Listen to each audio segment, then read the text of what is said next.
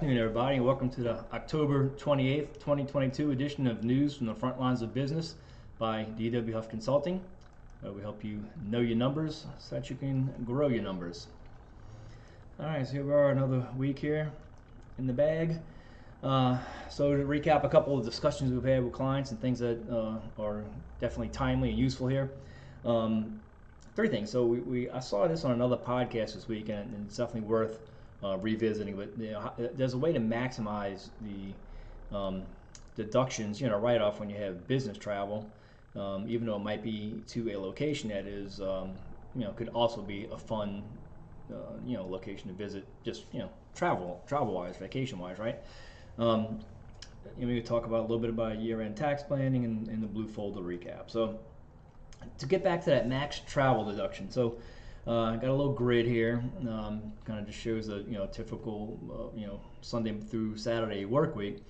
But what I didn't put in here is, like, let's say you and I guess pretty much talking about a board of directors meeting here. So as a small company, you can do that, right? So you can schedule a meeting somewhere where you bring in an advisor, maybe it could be a family member, and there's no real restrictions there, to discuss the business. So that's the catch. So we do have to have some, this meeting has to discuss business. It could be marketing, could be a lot of different strategy things. We're just getting a second opinion from somebody, and of course they can travel with you. You're allowed to have this at a off-site location. So a lot of times people will go to Vegas or some other destination to have this meeting. I get out the office and really spend some time focusing on it. So there are checklists out there, and if you talk about all the items on this particular list, that could cover everything from profitability planning, tax planning, and so on. Once you kind of touch all those bases, that makes this into the purpose of this trip can be business related. As well as while you're out there, you may also do a seminar or something. But anyways, there's all kind of ways to do enough business stuff on this trip, in addition to your board of directors meeting, to make it where it's primarily a business purpose. But let's just say you went somewhere and you went there Monday and Tuesday. All right, so let's say it's 2 days, right? So you went somewhere. Day one you were planning on having your board of directors meeting. So let's say Monday you did that. And then let's say Tuesday you went and visited, maybe a rental property. Let's say, so you maybe have some property out of state, vacation property in Las Vegas. So let's say you went to Vegas, you had your meeting, visited your property to kind of check up on the condition of the property, and then you flew out. So in that case, there your plane ticket, all your incidental travel-related expenses for these 2 days. So your hotel room for this overnight period that you stay is deductible. 2 days worth of expenses basically are deductible in that scenario. But if we planned it a little bit differently, so let's say instead of Monday, Tuesday, let's say we came in on a Friday and we had our board of directors meeting, and we didn't schedule our visit to the property until Monday. By doing that, the way the rules are now, that Saturday and Sunday still counts as part of your business trip. So your hotel room for those nights is going to still be deductible.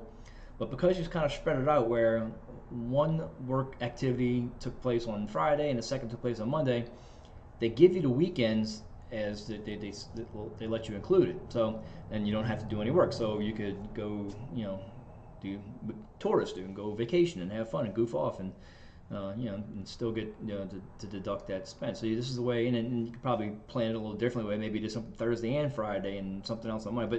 But I guess at the end of the day, you got to have some work that needs to be done on Monday, some meeting, something to make this Saturday and Sunday be includable at for tax deduction purposes, and not have to do anything crazy. So anyway, so I just thought I'd mention that because this is the time of year where we're trying to find a lot of people have had some profit. We're trying to find things that we can do to generate some deductions. So these board meetings are a good way to do that, and by planning things just the right way, maybe catching a seminar, or training center, all kind of ways to play this thing. But something on Friday, something on Monday, and you get those extra 2 days in the middle to use. So we like that.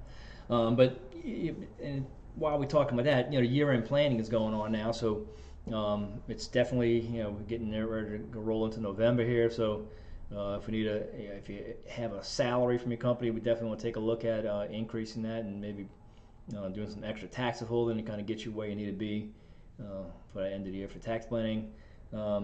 Big purchases. So if you got a big piece of equipment you're considering as a purchase, if you're going to be doing that early part of next year and you had a profit this year, we may want to plan a little bit better with the timing of that purchase. If you have profits that we need to kind of try to reduce a little bit for the 2022 year, so reach out to us on that. There's plenty of things to look at there, as well as the stock market too. Everything's pretty much down for the year, so there's an opportunity there to do a little bit of tax loss harvesting, where you take some of the things that are down. You gotta stay out of that particular investment for a period of another 30 days after you sell it. But once you kind of avoid those wash sell rules, you can sell it, recognize loss, wait outside that period of time that's required to avoid the wash sale rules, repurchase it, and hopefully things kind of recover in 2023, and you make that money back, but you get a little tax break in the meantime. Blue folder recap. So I'm going to talk about this a little bit later on in the video as well, but we mentioned that earlier, and we have a template, and what the blue folder is, it's really an estate planning document. It's a kind of a way to organize everything that somebody would possibly need if you passed away unexpectedly and they needed to know what to do as far as insurance policies, retirement accounts, assets, passwords. That's another big thing on like the Apple ID. We find out sometimes that getting past the security of some of these things is really tricky. So have a place where those passwords are stored, so that if a person needs to get in there and log into your account to do certain transactions and fix things for it, that they can get it. But the blue folder, I like that concept. This is something that came from a Rob Berger video a while back, and we kind of, I don't say plagiarized it, but we're utilizing the same exact thing. And I like the idea of using something that's identifiable, like a blue folder. So you can have this discussion with your loved ones before you pass away, and that way, in this time of difficulty and having to process all these decisions, they don't need to think too much about different folders and have to go. They just, in their mind, if you just visualize blue folder, that's what I'm looking for. And this blue folder should have everything. So you follow this little outline that we've provided, and makes it easy. So reach out to us if you need us to resend that out. I really like that format, and I really like the fact that it's a blue folder, something that's when you had this discussion with people, I think in most places they can remember blue folder, and that's what they got to find to kind of start the whole process of dealing with the estate. So closing thoughts. So Chad Carson, this is another guy we follow, a real estate investor.